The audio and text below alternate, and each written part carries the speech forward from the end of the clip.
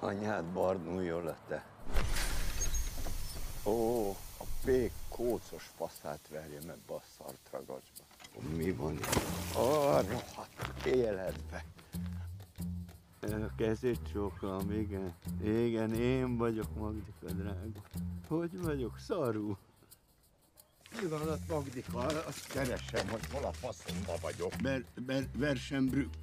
Hát nekem ez se van, nem zével. Van egy kis technikai probléma. Megint lerobbant ez a szar. Igen, Magdika, egy hangyafasznyit ideges vagyok, igen. Én nem csináltam semmit. Bocsánat, fekália. Én nem vagyok autószerelő, Magdika, én sofőr vagyok. Adogatjuk egymásnak ezt a szartragacsot, mint kurvát a palunapon. Nem panaszkodom. Tudja, Magdika, 6 hét után tele van az ember töke. Igen, 6 hete. Micsoda?